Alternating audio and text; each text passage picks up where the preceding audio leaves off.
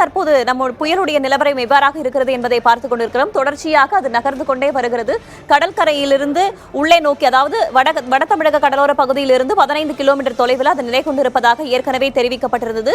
அந்த புயலுடைய முன்பகுதி தற்போது கரையை கடந்து வருவதாகவும் வானிலை ஆய்வு மையம் ஏற்கனவே சொல்லியிருந்தாங்க. தொடர்ந்து அது கரையை கடந்து முடிப்பதற்கு கிட்டத்தட்ட 3 to 4 மணி நேரம் வரைக்கும் ஆகலாம் அப்படின்ற தகவலும் வானிலை ஆய்வு மையத்தால் தெரிவிக்கப்பட்டிருக்கிறது.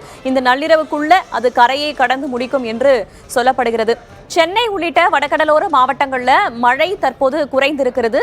ஆனால் விழுப்புரம், கடலூர், புதுவை போன்ற மாவட்டங்கள்ல தொடர்ச்சியாக மழை பெய்து வருவதாகவும் காற்றுடைய வேகம் அதிகமாக இருப்பதாகவும் அங்கிருந்து வரக்கூடிய தகவல்கள் நமக்கு தெரிவிக்கின்றன. சென்னை போன்ற இடங்கள்ல நமக்கு மழை இல்லை அப்படின்னாலும் கூட காற்றுடைய வேகம் அதிகமாக இருப்பதாகவும் சொல்லப்பட்டிருக்கிறது. அடுத்ததாக செய்தியாளர் ஸ்ரீதர் இணைந்திருக்கிறார். நம்ம முன்னதாகவே சொன்ன மாதிரி கடலூர்ல தொடர்ச்சியாக கனமழை பெய்து வருவதாக அங்கிருந்து வரக்கூடிய தகவல்கள் நமக்கு தெரிவிக்கின்றன. அதன் அடிப்படையில் ஸ்ரீதர், அங்கு கனமழை பெய்து வருவதாக சொல்லப்படுகிறதே, காற்றுடைய வேகம் எப்படி இருக்கிறது, மழையுடைய தீவிரம் எப்படி இருக்கிறது, எவ்வளவு நேரமாக மழை பெய்து வருகிறது, எங்கேனும் அதிகப்படியான மழை நீர் தேங்கி இருக்கிறதா கடலூர்ல?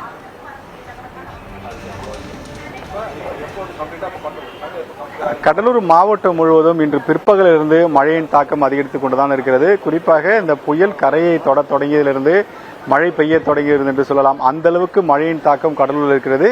இது ஒரு நல்ல எதிர்பார்க்கப்பட்ட மழையாக விவசாயிகள் தரப்பில் சொல்லப்படுகிறது. இந்த புயலை பொறுத்த வரைக்கும் கடலூருக்கு பெரிய பேராபத்து தராது என ஏற்கனவே நம்பிக்கை நாம் ஏற்படுத்தியிருந்தோம்.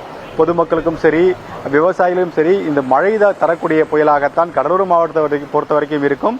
மற்ற மாவட்டங்களை, குறிப்பாக விழுப்புரம், செங்கல்பட்டு, காஞ்சிபுரம், சென்னை, திருவள்ளூர் பகுதியில் தான் இது மிகப்பெரிய ஒரு பேராபத்தை ஏற்படுத்தும் என்று ஏற்கனவே நம்ம பதிவு செய்தோம்.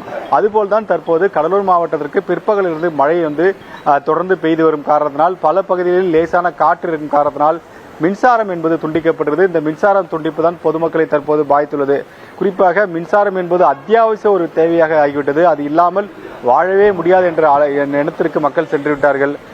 அப்படிதான் கடலூர் நகர பகுதி மட்டுமல்லாமல் கடற்கரை ஒட்டியுள்ள பல பகுதிகளில் மின்சாரம் துண்டிக்கப்பட்டுள்ளது. நீங்கள் நேரடியாக பார்க்கலாம். இது கடலூர் பேருந்து நிலையம். இந்த பேருந்து நிலையமே இருண்டு கிடக்கும் நிலையை நம்மளால் பார்க்க முடிகிறது. அந்த அளவுக்கு இந்த பகுதி முழுவதுமாக இருவதற்கான காரணம், பேருந்து நிலையத்தில் உள்ள மின் கோபுரத்தில் மின் விளக்குகள் இல்லை.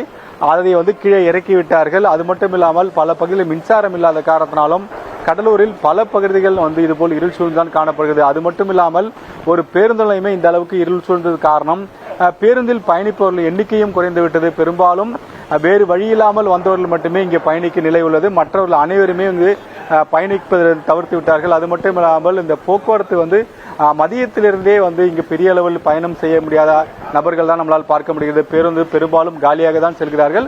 அதே சமயத்தில் தனியார் பேருந்துகள் ஒரு சிலர் நிறுத்தப்பட்டிருக்கிறது. அரசு பேருந்து மட்டும் தொடர்ந்து இயக்கப்படுகிறது. கடலூர் மாவட்டத்தில் கடலூர் நகரப்பகுதியில் இன்று பிற்பகலிலிருந்து தற்போது வரை கிட்டத்தட்ட 5 to 6 மரம் விழுந்தது. உடனடியாக அது அப்புறப்படுத்தப்பட்டு விட்டது. மரங்கள் அப்புறப்படுத்தப்படும் அதே வேளையில் தண்ணீர் சூழ்ந்த பகுதியிலிருந்து மோட்டார் மூலியமாக தண்ணீர் வெளியேற்றப்படுகிறார்கள்.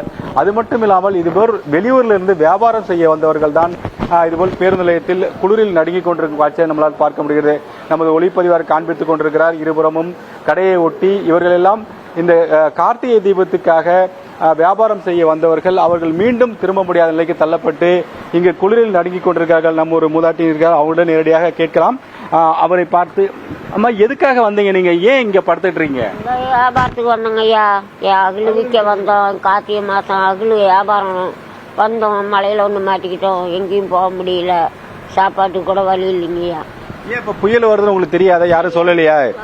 ஏன் யார்கிட்டயுமே கேட்கலையா? இல்லைங்கய்யா, தெரியல. தெரிஞ்சிருந்தா வந்திருக்க மாட்டோம். தெரியாம வந்துட்டோம். அதனால ஒன்றும் முடியலைங்கய்யா.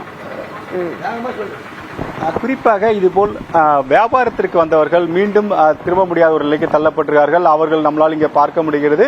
ஆனால் மாவட்ட நிர்வாகம் பல்வேறு விதமான நடவடிக்கை மேற்கொண்டிருக்கிறார்கள். குறிப்பாக தேவையான நபர்கள் சம்பந்தப்பட்ட இடங்களில், குறிப்பாக பள்ளி மற்றும் புயல் பாதுகாப்பு மையம் தங்கலாம் என்று ஏற்கனவே அறிவித்திருக்கிறார்கள்.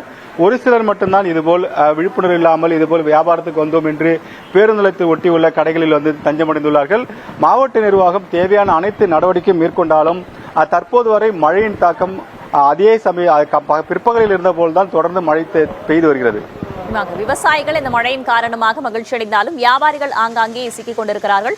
மாவட்ட நிர்வாகமும் போதுமான அளவுக்கு முன்னெச்சரிக்கை நடவடிக்கைகளும் மேற்கொண்டு வருவதாக சொல்லியிருக்கிறீர்கள். தகவல்களுக்கு நன்றி ஸ்ரீதர்.